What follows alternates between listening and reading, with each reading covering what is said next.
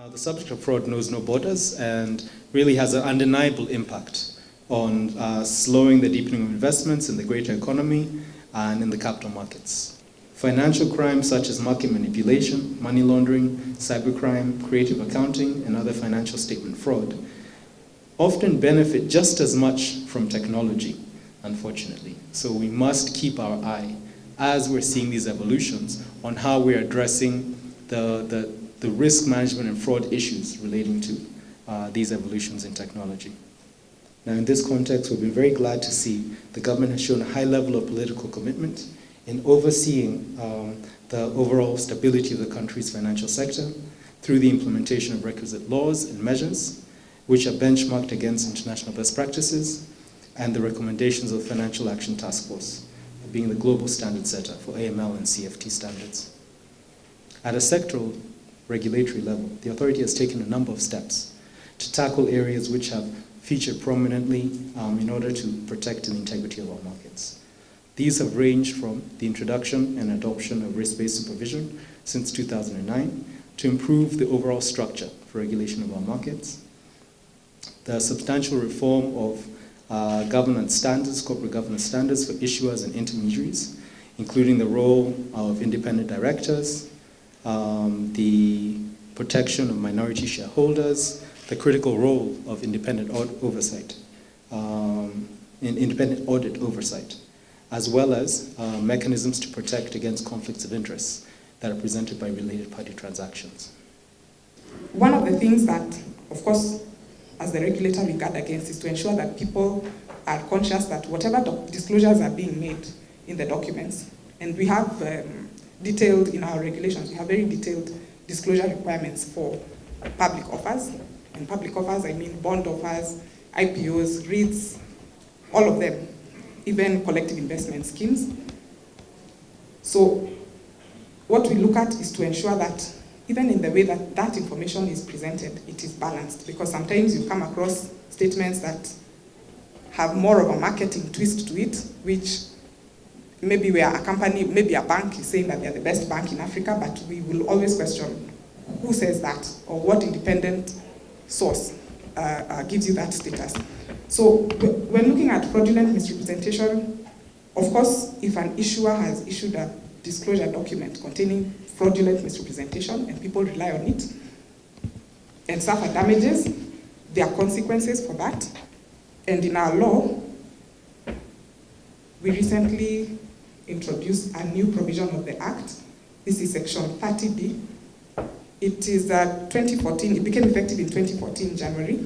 We have not used it as yet, but of course it is available to us because it provides that persons responsible for statements in a prospectus, it makes them responsible and indeed culpable.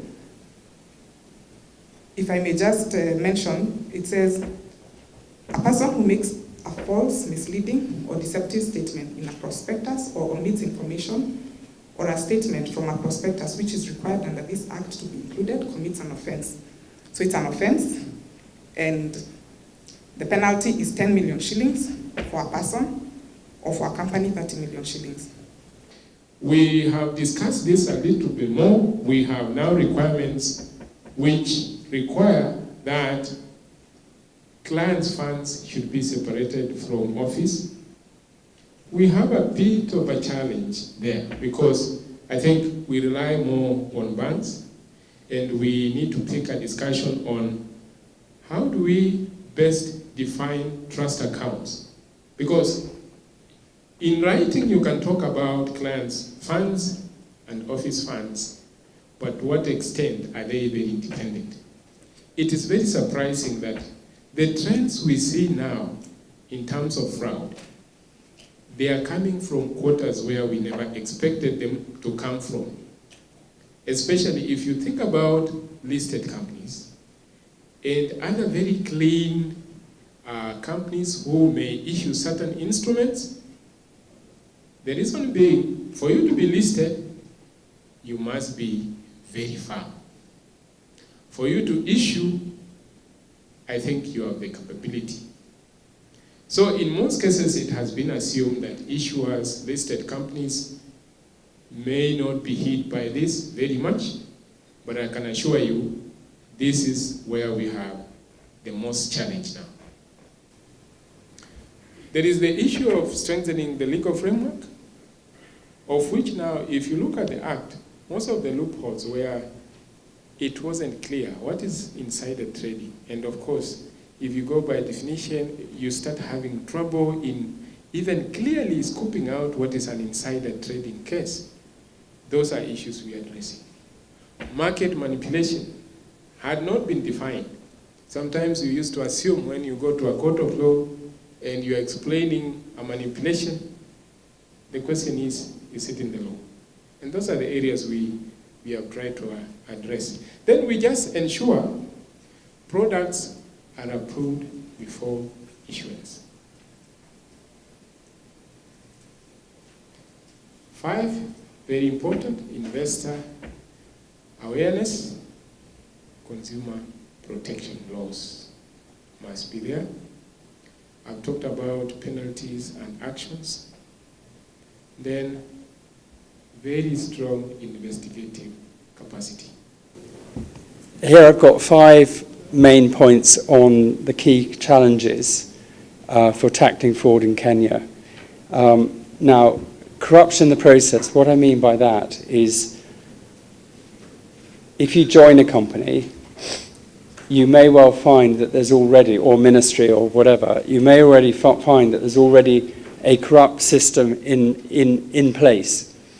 And I think from my experience here, it's quite difficult sometimes for people to kick against the system that's already in place. Lack of awareness, so that's on the corruption in the process. Lack of awareness of the scale of the problem. 3rd point, lack of information sharing.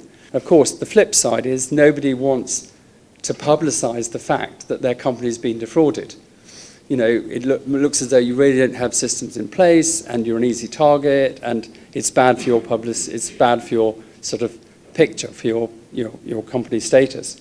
Now, point 4, lack of investigative skills. Now, I think some of the big accountants have their own in-house forensic teams that you can get. There are some now 2 or 3 big international investigation detective agencies that are beginning to have established themselves here.